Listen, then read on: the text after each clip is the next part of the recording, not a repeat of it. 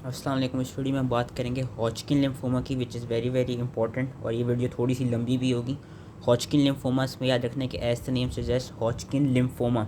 अब लिम्फोमा ये डिनोट करते हैं कि बेसिकली ये जो नियोप्लाज्म है, ये जो ट्यूमर है, it arises from the lymphocytes या it arises from the lymph nodes and it affects the lymphatic system of our body. जो हॉजकिन लिम्फोमा होता है, it arises from a single lymph node or a chain of nodes and it spreads first to anatomically contiguous lymphoid tissues।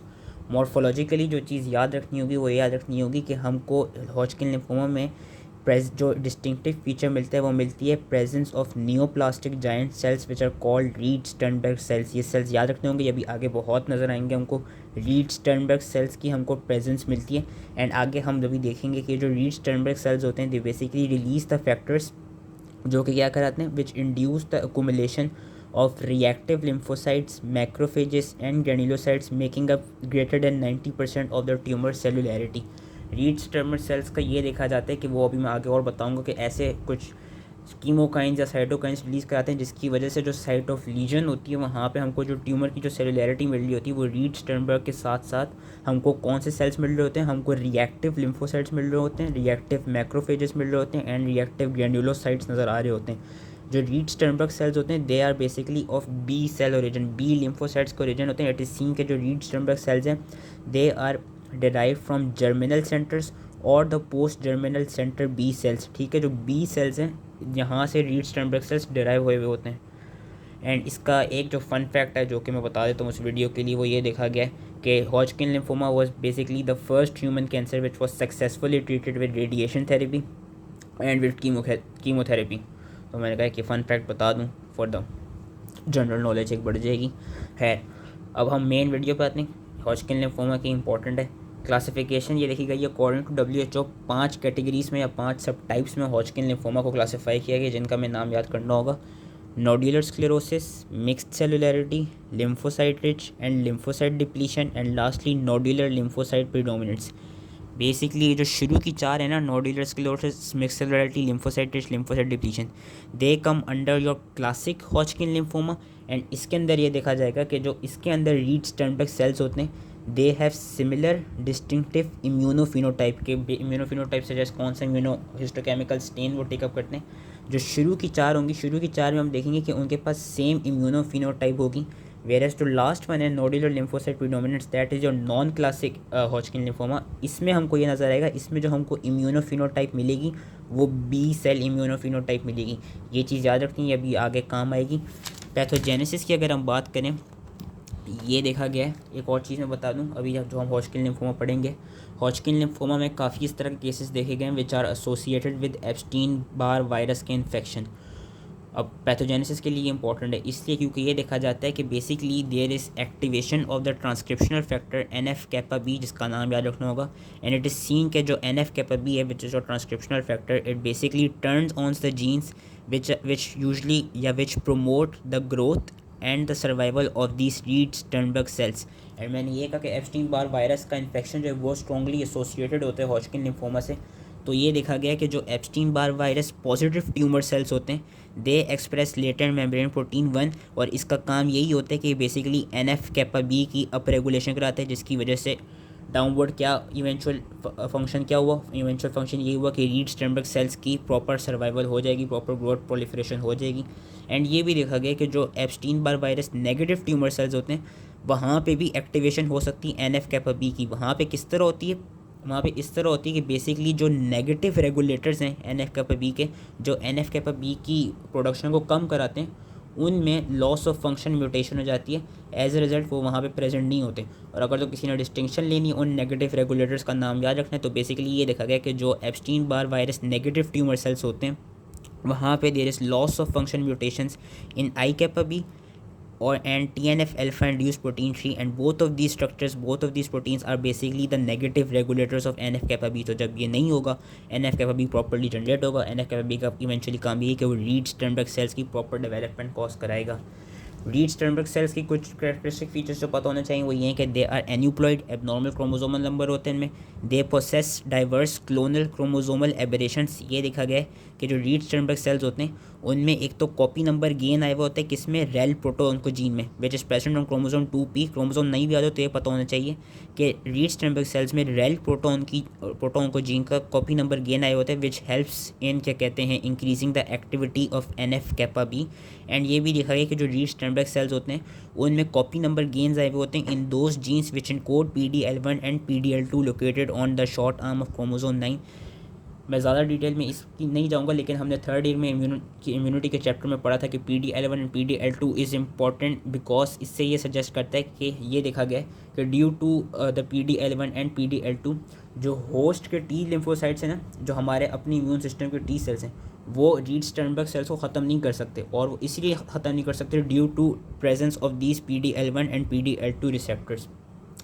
अब पीछे मैंने एक चीज़ बताई थी कि जो रीड स्टर्नबर्ग सेल्स होते हैं इनका काम क्या है कि they secrete some factors which induce the accumulation of reactive lymphocytes, macrophages, granulocytes, जो कि ट्यूमर की सेलुलरिटी को वो प्रोड्यूस कराते हैं।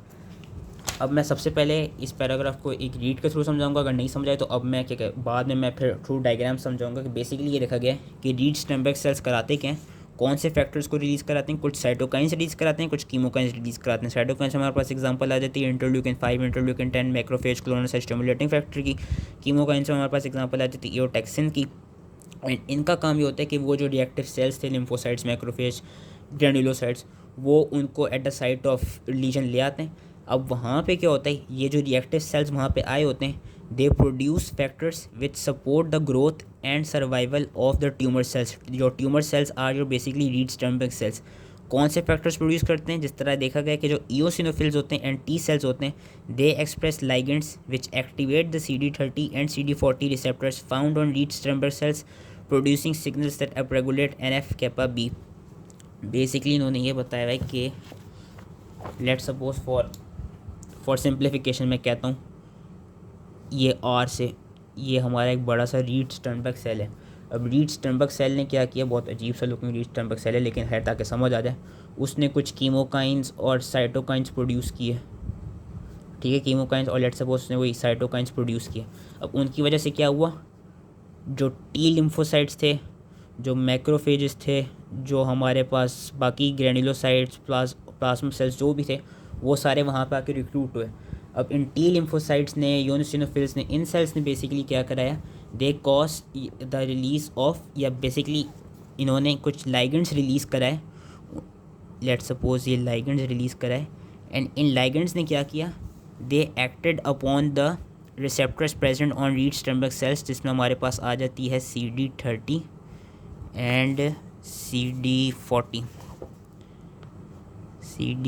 की। यही देखा गया रीड स्टर्नबर्ग सेल्स ने क्या किया, कुछ साइटोकाइंस, कीमोकाइंस रिलीज कराए, उससे क्या हुआ, रिएक्टिव सेल्स उस जगह पर है। रिएक्टिव सेल्स ने क्या किया, they produce the factors which support the growth and survival of the tumour cells. वो किस तरह की है कि इन्होंने एग्जांपल लिखाई हुई है कि जो एक्टिवेटेड टी सेल्स थे, they express the ligands which activated the CD30 and CD40 found on read Sternberg cells. As a result downstream signaling क्या हुआ, डाउनस्ट्रीम ये हुआ कि इधर इसके अंदर स्टर्नबर्ग सेल के अंदर क्या हुई, NF कैपा बी की वो हो गई, अप रेगुलेशन हो गई। एंड जब उसकी अप रेगुलेशन हुई उसकी वजह से क्या हुआ, जो रीड स्टर्नबर्ग सेल्स होगा वो ईजिली सर्वाइव कर जाएगा। एंड मैंने एक और जो चीज़ बताई थी वो ये बताई थी कि रीड स्टर्नबर्ग सेल के पास PDL1 और PDL2 रिसेप्टर होते हैं। तो एज अ रिज़ल्ट अगर कोई इम्यून सिस्टम का हमारा टी लिम्फोसाइट आएगा इसको अटैक करने, तो वो ड्यू टू दीज रिसेप्टर्स इसको अटैक नहीं कर सकेगा एंड इसको ख़त्म नहीं कर सकेगा। तो ये बेसिकली ये वाली इसकी चीज़ थी जो मैंने कहा आई थॉट कि मैं समझा दूँ। अब हम इसकी आते हैं मॉर्फोलॉजी पे। मॉर्फोलॉजी में ये देखा गया जो डायग्नोस्टिक जो कैरेक्टरिस्टिक फाइंडिंग होती है रीड स्टर्नबर्ग सेल्स की, जो डायग्नोस्टिक रीड स्टर्नबर्ग सेल्स होते हैं, they are large, they have a size of 45 micrometre, they have multiple nuclei or a single nucleus with multiple nuclear lobes, and each of these lobes they have large inclusion like nucleolus जिसका size किसके बराबर होता है, small lymphocyte के बराबर होता है। ये इन्होंने एक चीज़ यहाँ पे दिखाई हुई है, फिगर दिखाई हुई है, फिगर इंपॉर्टेंट है। ये एक क्लासिक रीड स्टर्नबर्ग सेल है और ये इन्होंने दिखाया है, ये सबसे बड़ा, ये पूरा बड़ा सा एक लार्ज सा सेल है। इसके पास क्या है, इसके पास ये दो मल्टीपल न्यूक्लियर लोब्स नज़र आ रहे हैं। अब इन दो लोब्स के अंदर बेसिकली जो न्यूक्लियोलस होगा ना, उस न्यूक्लियोलस का साइज़ कितना होगा, उस न्यूक्लियोलस का साइज़ होगा अराउंड 5 to 7 माइक्रोमीटर का। एंड ये जो न्यूक्लियोलस का साइज़ है, दैट साइज़ बेसिकली ये जो साइज़ है ये उतना ही साइज़ है जितना एक स्मॉल लिम्फोसाइट का साइज़ होता है कि 5 to 7 माइक्रोमीटर। साइटोप्लाज्म किस तरह का होता है, cytoplasm is abundant as we can see over here. जो सारा पर्पल पर्पल नज़र आ रहा है ये हमको साइटोप्लाज्म नज़र आ रहा है। एंड इसके जो रीड स्टर्नबर्ग सेल है, इसके फर्दर दो वेरिएंट्स हैं। एक तो ये तो क्लासिक सेल है ना, क्लासिक सेल इस तरह का लगता है। फर्दर जो दो वेरिएंट्स हैं जो हमको क्लासिक हॉजकिन लिम्फोमा में मिलते हैं वो क्या क्या हैं, एक तो है मोनोन्यूक्लियर वेरिएंट। अच्छा, इसके सिर्फ वेरिएंट्स के नाम याद कर लेना, जो अंदर चीज़ें लिखी हुई वो नहीं याद रखनी, वो मैं अलग से वैसे एक रीड करवा दूंगा, लेकिन वेरिएंट्स के नाम पता होना चाहिए। एक मोनोन्यूक्लियर वेरिएंट होता है, मोनोन्यूक्लियर वेरिएंट की इन्होंने फिगर यहाँ पे दिखाई हुई है, this is your mononuclear variant कि it is consist of single nucleus with large inclusion like nucleolus. और एक लेसुनर वेरिएंट होता है या लेसुनर सेल हम कहते हैं, उसकी इन्होंने फिगर यहाँ पे दिखाई हुई है कि it consist of delicate folded multilobulated nuclei and abundant pale cytoplasm as we can see over here, abundant pale cytoplasm नज़र आ रहा है। एंड ये देखा गया कि जो रीड स्टर्नबर्ग सेल्स हैं इनकी डेथ किस तरह होती है, इनकी जो डेथ का प्रोसेस होता है उसको हम कहते हैं ममिफिकेशन। कि बेसिकली ये जो रीड स्टर्नबर्ग सेल्स होते हैं दे श्रिंक एंड दे बिकम पिक्नोटिक, बस इतना ही याद रखना है। एंड जो एक और क्या कहते हैं, जो हमारा वो था नॉन क्लासिक हॉजकिन लिम्फोमा जो था, जिसमें हमने देखा था जिसमें हमको बी सेल की इम्यूनोफिनोटाइप मिल रही होगी, वहाँ पे जो रीड स्टर्नबर्ग सेल्स होते हैं उनको हम रीड स्टर्नबर्ग नहीं, उनको हम एलेट सेल्स कहते हैं। वहाँ पे वो जो वेरिएंट मिलता है हमको लिम्फोहिस्टियोसिटिक वेरिएंट कहता है, जिसकी वजह से उसको एलेट सेल्स कहते हैं। ये इन्होंने फिगर दिखाई हुई, ये हमको नॉन क्लासिक हॉजकिन लिम्फोमा में मिलता है, जो कि लास्ट सब टाइप थी। इसका पॉलीपॉइड न्यूक्लियाई होता है, इनकॉन्स्पिकुअस न्यूक्लियाई होता है and moderate to abundant cytoplasm होते हैं। बस ये वेरिएंट्स के नाम याद रखने हैं, मोनोन्यूक्लियर वेरिएंट्स, लेसुनर वेरिएंट्स, ये हम अभी आगे पढ़ेंगे। ये हमको क्लासिक हॉजकिन लिम्फोमा में मिलती हैं, वेरियस जो लिम्फोहिस्टियोसिटिक वेरिएंट है वो हमको लास्ट वाली सब टाइप में मिलती है। और हम आइडेंटिफाई किस तरह करते हैं, हॉजकिन लिम्फोमा का डायग्नोसिस किस तरह बनाते हैं, basically these Reed Sternberg cells they are identified in a background of non neoplastic inflammatory cells. वो नॉन नियोप्लास्टिक इन्फ्लेमेटरी सेल्स कौन कौन से हैं, वही reactive T cells, reactive macrophages and reactive plasma cells, reactive eosinophils और granulocytes. इस तरह हम हॉजकिन लिम्फोमा का डायग्नोसिस करते हैं। एंड हम अभी आगे देखेंगे हम इम्यूनोफिनोटाइप के थ्रू भी रीड स्टर्नबर्ग सेल्स को डिटेक्ट कर लेते हैं। और ये डायग्नोसिस करना इंपॉर्टेंट इसलिए है क्योंकि कुछ हमारे पास ट्यूमर्स ऐसे होते हैं जिनमें हमको जो सेल्स नज़र आ रहे होते हैं उनकी जो मॉर्फोलॉजी होती है वो that is similar to your Reed Sternberg cells. वो कौन कौन से हमारे पास ट्यूमर्स होते हैं, your large cell non Hodgkin lymphoma, infectious mononucleosis and solid tissue cancers. उसमें कभी कभी ऐसे सेल्स नज़र आते हैं जिनकी मॉर्फोलॉजी रीड स्टर्नबर्ग सेल्स जैसी मिल रही होती है, लेकिन वहाँ पे वो बैकग्राउंड ऑफ इन्फ्लेमेटरी सेल नहीं नज़र आता एंड वहाँ वो स्पेसिफिक इम्यूनोफिनोटाइप नहीं नज़र आती।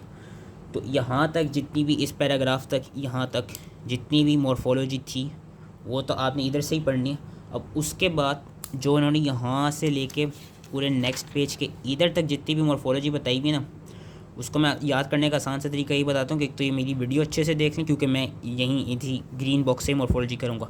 दूसरा, इस मॉर्फोलॉजी को याद करने का आसान तरीका ये कि ये जो टेबल दिया हुआ है ये बहुत अच्छा टेबल है, इस टेबल को अच्छे से घोल के पी लेना है सब, क्योंकि इसमें सारे अलग अलग सब टाइप की मॉर्फोलॉजी भी बताई हुई है, इम्यूनोफिनोटाइप भी बताई हुई है और उनके क्लिनिकल फीचर्स भी बताए हुए हैं। तो ये वाला जो टेबल है ये बहुत इंपॉर्टेंट है, इस टेबल को अच्छे से याद कर लेना है। मैं इस ग्रीन बॉक्स के थ्रू अब आगे सारा बताऊंगा। अब हम ये जो हमने जो सब टाइप्स पढ़ी थी उनको अब हम इन डिटेल करेंगे। ये वाला जो टेबल है ये अच्छे से याद रख लेना है। तो अब हम इस पर आते हैं। जो पहली सब टाइप थी विच was your nodular sclerosis type, इसका याद रखना है, it is the most common type, it comes under your classic Hodgkin lymphoma. 65 to 70% जो वेरिएंट जो हमारे पास केसेस होते हैं वो इसी सब टाइप के आते हैं। इसमें जो हमें रीड स्टर्नबर्ग सेल का वेरिएंट मिलता है वो लेसुनर वेरिएंट मिलता है, जो कि मैंने ऊपर बता दिया था, लेसुनर वेरिएंट यहाँ मिलता है। एंड यहाँ पे ये नज़र आता है कि there is deposition of collagen in bands which divide the involve lymph nodes into circumscribed nodules. Figure उन्होंने यहाँ पे दिखाई हुई कि एक बड़ा सा लिम्फ नोड था जिसको ऑब्वियसली ये कोलेजन के बैंड्स ने क्या किया, उसको स्मॉल नोड्यूल्स में डिवाइड कर दिया। एंड ये देखा जाता है कि जो फाइब्रोसिस होती है वहाँ पे इट माइट बी स्कैंट और इट माइट बी अबंडेंट। जो रीड स्टर्नबर्ग सेल्स हमको मिलते हैं they are found within the background of T cells, eosinophils, plasma cells, macrophages. And जो कैरेक्टरिस्टिक इम्यूनोफिनोटाइप मिलती है जो कि मैंने अगेन क्या कहते हैं बताई थी जब हम पढ़ रहे थे, तो मैंने कहा था कि ये जो शुरू के 4 वेरिएंट्स हैं हमारे जो क्लासिक हॉजकिन लिम्फोमा में आते हैं उनमें एक सिमिलर डिस्टिंक्टिव इम्यूनोफिनोटाइप मिलेगी। वो कौन सी मिलेगी? जो हमको नोडुलर स्क्लेरोसिस और बाकी 3 जो क्लासिक वाले वेरिएंट्स होते हैं जिसमें जो हमको मिलेगी वो कैरेक्टरिस्टिक इम्यूनोफिनोटाइप क्या मिलेगी कि जो रीड स्टर्नबर्ग सेल्स है they are positive for PAX5, CD15 and CD30। ये चीज़ हर हाल में याद रखनी है कि PAX5, CD15 और CD30 के लिए पॉजिटिव होते हैं या उन स्टेन्स को टेकअप कर लेते हैं, उन स्टेम्स के लिए इम्यूनो रिएक्टिव होते हैं जो हमारे रीड स्टर्नबर्ग सेल्स होते हैं। और ये क्लासिक हॉजकिन लिम्फोमा वाली सब टाइप्स में आते हैं जो शुरू की 4 होती हैं, जिसमें हम अभी पहली वाली पढ़ रहे हैं नोडुलर स्क्लेरोसिस टाइप। अलग से याद रखना है कि कौन से लिम्फ नोड्स की इन्वॉल्वमेंट होती है इस टाइप में, लोअर सर्वाइकल की, सुप्रा क्लेविकुलर की, मीडियास्टिनल लिम्फ नोड्स की। एंड ये देखा जाता है कि ज़्यादातर ये यंग एडल्ट्स या एडोलेसेंट्स को अफेक्ट करती है ये वाली सब टाइप। एंड जो इसकी प्रोग्नोसिस देखी गई है that is excellent. Now we come to your second subtype which is your mixed cellularity type. इसका ये देखा गया अगेन ये क्लासिक हॉजकिन लिम्फोमा की टाइप है। ये देखा जाता है कि इसमें अराउंड 20 to 25% ऑफ केसेस इसी के होते हैं। जो इन्वॉल्व लिम्फ नोड्स होते हैं इसमें उनमें यही देखा जाता है कि उनमें भी हमको टी सेल्स मिलते हैं, इओसिनोफिल्स मिलते हैं, प्लाज्मा सेल्स मिलते हैं, बेनाइन मैक्रोफेजेस मिलते हैं which are seen with Reed Sternberg cells. एक चीज़ मैं बताना भूल गया था, वो ये याद रखना है कि जो नोडुलर स्क्लेरोसिस टाइप है उसमें हमको एप्स्टीन बार वायरस का वो इन्फेक्शन नहीं मिलेगा, these are your Epstein Barr virus negative. जो मिक्स सेलुलरिटी टाइप है, मिक्स सेलुलरिटी टाइप में ये देखा जाएगा कि जो रीड स्टर्नबर्ग सेल्स हैं उनका हमें मोनोन्यूक्लियर वेरिएंट मिलेगा, mononuclear variant. And they are in 70% of the cases they are positive for Epstein Barr virus. ये चीज़ याद रख लेनी है इसके लिए, मिक्स सेलुलर टाइप के लिए। एंड इसमें वही क्लासिक इम्यूनोफिनोटाइप मिलेगी कि जो रीड स्टर्नबर्ग सेल्स हैं they are positive for PAX5, positive for CD15 and positive for CD30। ये देखा जाता है कि जो मिक्स सेलुलरिटी टाइप है usually affects the males, mainly जो males in older age. And इनमें हमको सिस्टेमिक सिम्टम्स भी मिलते हैं like night sweats and weight loss. लेकिन इसकी भी जो ओवरऑल प्रोग्नोसिस देखी गई है दैट इज़ वेरी गुड। पहली वाली की एक्सीलेंट थी, इस वाली की वेरी गुड है। Now we come under your third subtype again classic Hodgkin lymphoma की, जिसको हम कहते हैं क्या, लिम्फोसाइट रिच टाइप। इसमें क्या होता है एज द नेम सजेस्ट कि लिम्फोसाइट रिच है, तो यहाँ पे जो रिएक्टिव लिम्फोसाइट्स हैं बेसिकली वो लिम्फोसाइट्स जिनको रीड स्टर्नबर्ग सेल्स ने बुलाया था, they make up the vast majority of the cellular infiltrate. यहाँ पे हमको रीड स्टर्नबर्ग सेल्स की जो वो मिलेगी वेरिएंट मिलेगा वो मोनोन्यूक्लियर वेरिएंट मिलेगा। वही क्लासिक इम्यूनोफिनोटाइप नज़र आएगी कि PAX5, CD15, CD30 के लिए पॉजिटिव है। एंड ये वाली जो सब टाइप है that is also positive for Epstein Barr virus in about 40% of the cases. इसकी जो प्रोग्नोसिस है वो भी वेरी गुड टू एक्सीलेंट होती है। Then we come in your lymphocyte depletion type. Again classic जो हॉजकिन लिम्फोमा की जो थी accounts for less than 5% cases. अब एज द नेम सजेस्ट यहाँ पे क्या होगा, पॉसिटी ऑफ लिम्फोसाइट्स यानी कम लिम्फोसाइट्स नजर आएंगे लेकिन रिलेटिव अबंडेंस मिलेगी हमको रीड स्टर्नबर्ग सेल्स की। और फिनोटिपिकल वो फीचर्स मिलेंगे कि PAX5, CD15 और CD30 के लिए पॉजिटिव है। जो लिम्फोसाइट डिप्लीशन टाइप है इसमें याद रखना होगा कि इस सब टाइप के लिए हमको हमेशा इम्यूनोफिनोटाइप कराना एसेंशियल होता है। और वो इसीलिए एसेंशियल होता है क्योंकि ये देखा गया है कि समटाइम्स वी आर सस्पेक्टिंग कि इंडिविजुअल को लिम्फोसाइट डिप्लीशन हॉजकिन लिम्फोमा होगा, लेकिन पता ये चलता है कि उसको large cell non Hodgkin lymphoma है। तो ये देखा गया है कि लिम्फोसाइट डिप्लीशन टाइप और large cell non Hodgkin lymphoma में सिमिलर हिस्टोलॉजी मिलती है, इसलिए यहाँ पे इम्यूनोफिनोटाइप कराना ज़रूरी है ताकि हमको रीड स्टर्नबर्ग सेल्स की जो प्रेजेंस है वो डिटेक्ट हो सके। एंड ये देखा गया कि यहाँ पे जो रीड स्टर्नबर्ग सेल्स होते हैं they are infected with Epstein Barr virus in over 90% of the cases. Again older adults को ये अफेक्ट करती है, जो HIV पॉजिटिव इंडिविजुअल्स हैं उनको अफेक्ट कर सकती है ऑफ एनी एज। वो इंडिविजुअल्स जो लोअर इनकम कंट्रीज़ में रहे हैं उनको अफेक्ट कर सकती है। और जो इसकी प्रोग्नोसिस देखी गई है वो लेस फेवरेबल है, वो बैड है। बाकियों की प्रोग्नोसिस हम देख रहे थे अच्छी थी, इस वाले की प्रोग्नोसिस बैड होती है। तो ये क्लासिक हॉजकिन लिम्फोमा की सब टाइप्स ही। Now we come under your last subtype जो कि था नॉन क्लासिक हॉजकिन लिम्फोमा का, which was your nodular lymphocyte predominant type. Again it accounts for 5% of the cases. इसमें यह नज़र आता है कि nodules of small lymphocytes are admixed with variable number of macrophages. यहाँ पे क्या चीज़ मिलती है, जो क्लासिक रीड स्टर्नबर्ग सेल्स मिलते थे और जो होते थे वो they are difficult to find. यहाँ पे हमको वो नहीं नज़र आती। क्यों नहीं नज़र आती? क्योंकि मैंने कहा था यहाँ पे हमको क्या मिलेगा, यहाँ पे हमको बी सेल वाली इम्यूनोफिनोटाइप मिलेगी एंड यहाँ पे हमको लिम्फो हिस्टोसिटिक वेरिएंट मिलेंगे, LH सेल्स मिलेंगे। वही चीज़ इन्होंने यहाँ पे बताई हुई कि यहाँ पे हमको LH वेरिएंट मिलता है, क्लासिक टाइप नहीं मिलती रीड स्टेनबर्ग सेल की, उनका LH वेरिएंट नज़र आता है। एंड ये जो LH वेरिएंट होता है it is having multi lobe nuclei which is resembling popcorn kernels. Basically popcorn cells नज़र आ रहे हो, जिस तरह पॉपकॉर्न नहीं होता उस तरह के सेल्स हमको इस टाइप में नज़र आ रहे होते हैं। और जो ईओसिनोफिल्स होते हैं और प्लाज्मा सेल्स होते हैं वो भी इधर नज़र नहीं आते जिस तरह हमको पिछले वेरिएंट्स में नज़र आ रहे थे। पॉपकॉर्न सेल्स होते हैं, LH वेरिएंट होता है। वो जो LH वेरिएंट है it is expressing B cell marker typical of germinal centre B cells. यहाँ पे अब सिंस यहाँ पे क्लासिक रीड स्टम्बैक सेल्स नहीं है तो यहाँ पे हमको वो PAX5 CD15 CD30 वाली इम्यूनोफिनोटाइप नहीं मिलेगी। यहाँ पे कौन सी इम्यूनोफिनोटाइप मिलती है जो कि याद रखनी होगी, यहाँ पे बी सेल की इम्यूनोफिनोटाइप मिलती है। यहाँ पे हमको BCL6 और CD20 वाली इम्यूनोफिनोटाइप मिलती है, उसके लिए पॉजिटिव होते हैं and they are rarely associated with Epstein Barr virus. ये वाले भी एप्स्टीन बार वायरस नेगेटिव होते हैं। किन इंडिविजुअल्स को अफेक्ट कर सकते हैं? वो those individuals who are younger than 35 years, cervical और एक्सिलरी लिम्फेडिनोपैथी कॉज कराते हैं। दे कैन रीअकर, लेकिन इसकी भी प्रोग्नोसिस एक्सीलेंट देखी गई है। तो ये जो सारी चीज़ें मैंने अच्छे से बताई हैं, होपफुली ये नोट कर ली होंगी। ये सब चीज़ें और अच्छे से इस टेबल में दी हैं, तो इस टेबल को अच्छे से याद कर लेना है। Now we come to your clinical features. Clinical features ये देखे गए हैं कि they usually present as painless lymphadenopathy, जो नोडुलर स्क्लेरोसिस थी और जो लिम्फोसाइट प्रीडोमिनेंट वाली टाइप थी उसको हम डालते हैं under the stage 1 and stage 2, क्योंकि उसमें हमें कोई सिस्टेमिक मैनिफेस्टेशंस नहीं मिलती। वेयरएज जो मिक्स सेलुलरिटी थी एंड लिम्फोसाइट डिप्लीशन वाली सब टाइप थी उसको हम डालते हैं अंडर स्टेज 3 एंड स्टेज 4। ये स्टेजिंग का टेबल दिया हुआ है, स्टेज को एक रीड दे देनी, वो बताया हुआ है कि कितने भी लिम्फ नोड इन्वॉल्व होंगे तो कितना स्टेज होगा ट्यूमर का।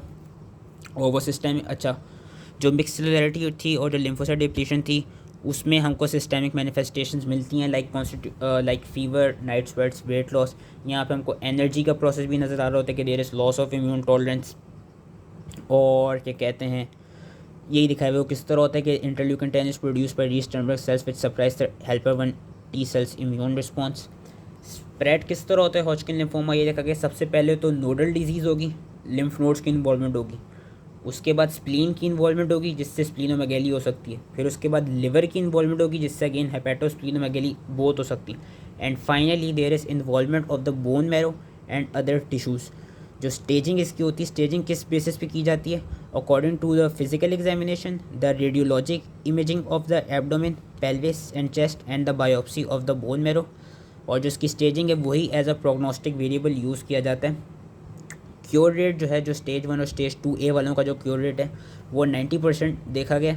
एंड ये देखा गया कि जिनको स्टेज 4A या स्टेज 4B वाला ट्यूमर हो उनमें भी कभी कभी क्या कहते हैं 60 to 70% ऑफ द टाइम हमको 5 years का वो मिल जाता है, डिजीज़ फ्री इंटरवल एक मिल जाता है।